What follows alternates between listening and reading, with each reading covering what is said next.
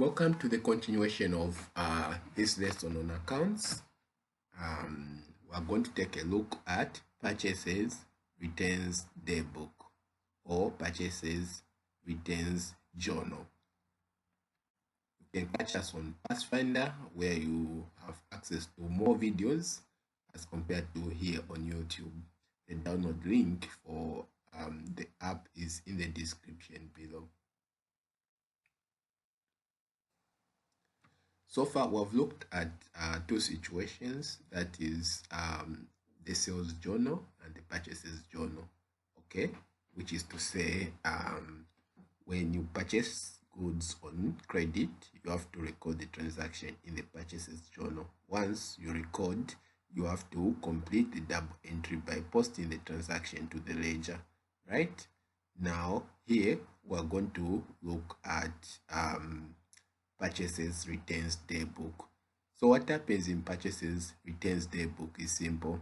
You purchase some items on credit for resale, then maybe due to some reasons you want those items to be returned to the supplier. Okay, such transactions which record items that have been returned to the supplier are going to be recorded in the purchases returns daybook. So the purchases returns daybook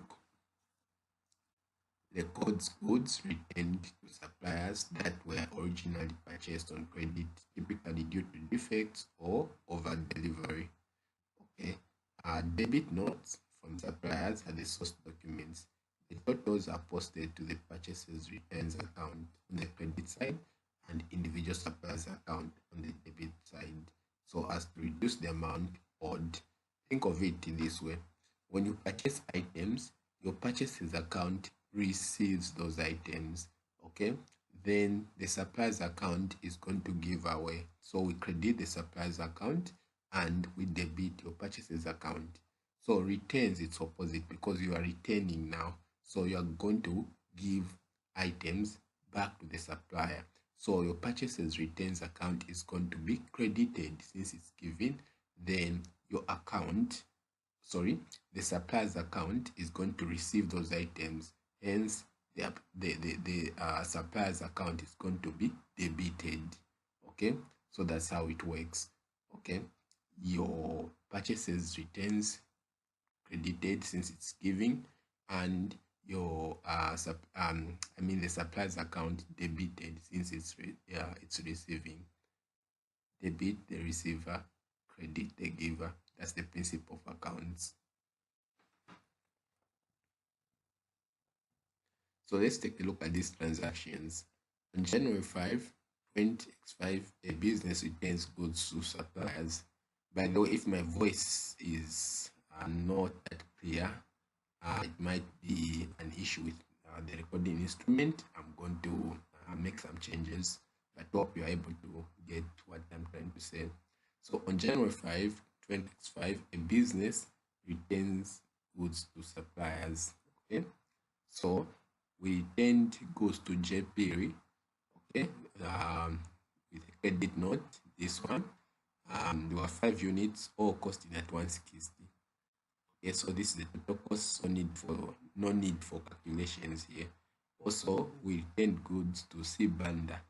Okay, again 180 kwacha was the total cost. Okay, we also returned goods to Bizimba, credit note 012, 3 units at 162 kwacha total.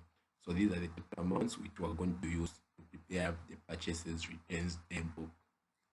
Okay, so let's prepare the purchases returns table.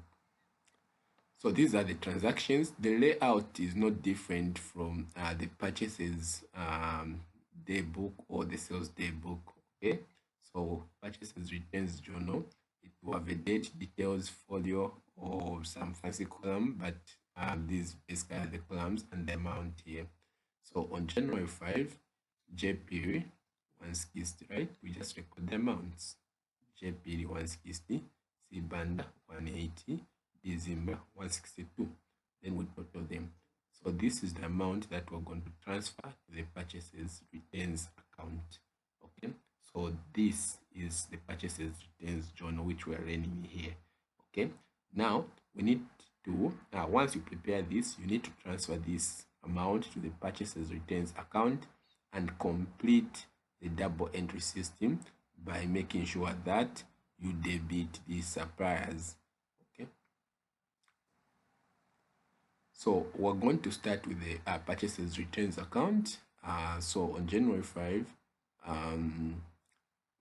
we're going to credit, since the purchases returns gave away a total. We're going to get the total of these three amounts, the total that we calculated previously, which is 502. Okay, from here we have to make a balance, make balances. So the total is 502. So to balance this, of course, we need 502 as well here, and a balance here, and the balance brought down here, right? So this is the balance brought down. Okay, so from the purchases returns, we need now to go to the suppliers accounts. So each of them has to receive their amount. So JP is going to receive 160, CBAND is going to receive 180, BZIMBA is going to receive 162. Okay, so JP's account, so from the purchases returns, JP is going to receive their 160, then with total, it's 160 since it's just one amount. Okay, even this side, then the balances are brought down here, 160. So we are done, right? We go to CBANDA.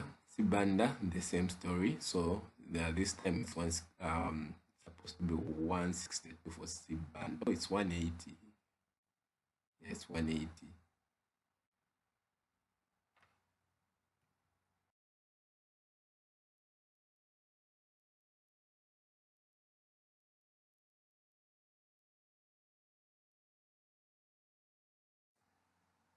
Okay, so we're going to do the same for BZIMBA. Okay, so we're going to for BZIMBA the total is 162. So we're going to debit BZIMBA 162, and then we're going to get the total 162, 162. The balance is 162, and balance brought down 162. Okay, as you can see, these are straightforward things. You don't have to master like the purchases returns. Do we debit or do we credit? No, you don't need to master that. You just have to think purchases returns. You have bought things, purchases, you are returning them.